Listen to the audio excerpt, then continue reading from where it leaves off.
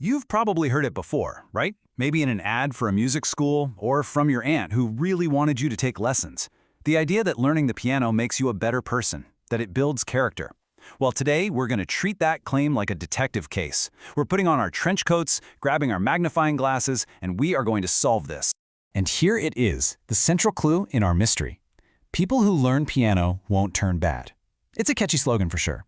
It suggests this direct pipeline from practicing your scales to being a stand-up citizen.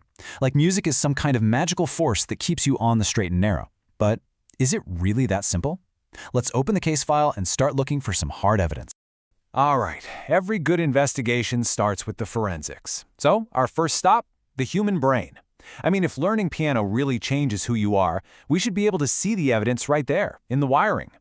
And boom, right away, we've got a lead. The science here is pretty solid. When you spend a lot of time with music, it actually causes something called neuroplasticity. That's a fancy way of saying your brain physically rewires itself. It adapts. So the idea that music makes an impact isn't just a nice thought. It's a literal, biological fact. The brain is changing. So, how does this work? Take a look at this. You've got two main pathways for sound in your brain. That green path, that's the one you'd expect. Sound comes in, goes to the processing center, and your brain figures out what it's hearing. But check out that red path. That's the express lane. Sound also zips directly to the parts of your brain that handle emotion, stress, arousal, all the deep, primal stuff. This means music isn't just something you hear, it's something you feel on a gut level. Okay, so the evidence is really starting to pile up, isn't it? It looks like our original slogan might be true after all. Music gets huge parts of the brain working together. It lights up our pleasure centers, and it even gets our motor skills warmed up. Some studies even suggest it can help build social and emotional skills. So case closed, right? Well, not so fast. In any good detective story, you can't just look at the weapon. You have to interview the people involved. We've been focused on the music, but what about the person who's actually listening to it? It's time to call our key witness to the stand, the listener. And this, my friends, is where the plot thickens. We've been assuming it's a one-way street. Music goes in, a better person comes out. But what if we've had it completely backward this whole time? What if the kind of person you already are is what determines how you even experience music in the first place? Here's the crucial thing to understand. Nobody comes to music as a blank slate.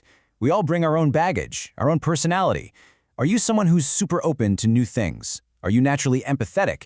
Do you tend to feel things deeply, or are you more of an analytical thinker? All of these things act like a filter, completely changing your experience of the exact same piece of music. Just to give you an idea, you can basically group people into two broad categories. You've got your empathizers, who really connect with the feelings in the music. They get goosebumps, they feel the story. Then you have your systematizers. They're the ones listening for the structure, the patterns, the clever chord changes. Neither way is better, but it proves a huge point. Two people can listen to the same song and have two totally different things happening inside their heads. And this brings us to the major plot twist of our investigation. The testimony from our key witness, the listener, is forcing us to rethink everything. We have to seriously consider the possibility that we've had the cause and effect, the whole motive, backward from the very beginning. So this is what it boils down to. On one side, we have Theory A, our original slogan, learning piano leads to good character. But on the other side, we have Theory B, which is what the new evidence is pointing to. Having a good character in the first place is what draws you to learning piano. See that? The arrow is completely flipped. And what we've stumbled upon is a classic trap that trips up investigators and scientists all the time. It's confusing correlation with causation.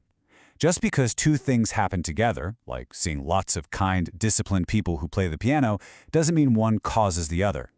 The piano might not be making them that way at all. Okay, we've looked at the brain scans, we've heard from our key witness. It's time. Let's gather in the courtroom and deliver the final verdict in this case. What is the real story behind learning piano and being a good person? The verdict is in. The evidence overwhelmingly suggests that music doesn't create these positive traits. These traits create musicians. I mean, think about it. What does it take to get good at an instrument? You need discipline for years. You need curiosity to understand the theory, and you need empathy to connect with the emotion. Those things aren't the result of piano lessons. They're the requirements to even stick with them. So, we can officially close the case by revising that old slogan. It's not that people who learn piano won't turn bad. The real story, the real headline, is that people who are unlikely to turn bad in the first place are the ones who are more likely to learn the piano.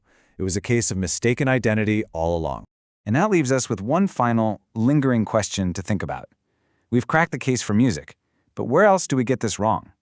Do people who run marathons develop grit? Or are gritty people just the ones who sign up for marathons? Does learning to code make you a logical person, or are logical people just drawn to coding?